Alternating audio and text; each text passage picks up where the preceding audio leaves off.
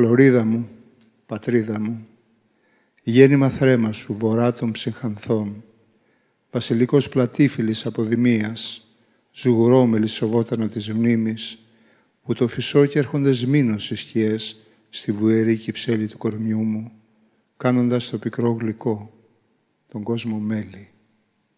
Πανίδα μου, πατρίδα μου, αϊθαλία γρήμια και φιλοβόλα χρώματα της νύχτας, η σόβια παρεμηθεία μου σταθήκατε, μετά σπροδόντι πεινασμένου λύκου, το κανελί της αλεπούς, το γκρίζο της αρκούδας, κραυγές, κουξίματα και αίμα, με χιόνι φεγγαρόφωτου και πάχνη αστροφενγιάς, ραντίζοντας το μακελιό της φύσης, κάνοντας τα μονά ζυγά, δικοτιλίδωνο τον κόσμο.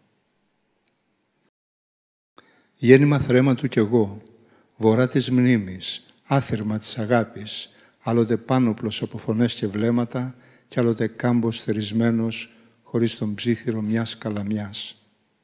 Και τι να πω για τη ζωή. Τη ζω, με ζώνει, με πονάει. Και τι να πω για την αγάπη.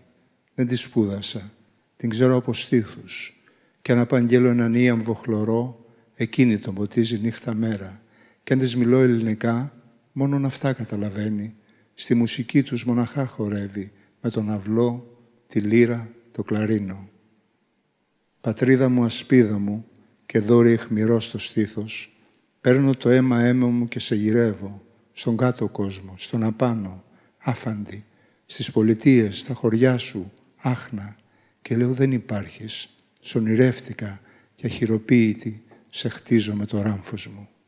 Αλλά το φως με διαψεύδει πάλι, μια μέρα στις Μυκήνες, την άλλη στην Κασόπη, κατά μεσήμερο, αγγίζοντας τοπία συλλημμένα και πρόσωπα αγνώριστα από την τύρβη των αιώνων, υφαίνοντας άλλες μορφές στο διάφανο αέρα, και ο τόπος γράφεται ξανά, βουνό-βουνό και δέντρο-δέντρο, και η θάλασσα φυλάει τη φτέρνα του, και η μνήμη οχιά που με δαγκώνει, και λέω ναι, εδώ, στο φως θανάτωσέ με, γιατί το φως θα μας δικάσει, και αλίμονο σ' όποιον φοράει ματογιάλια.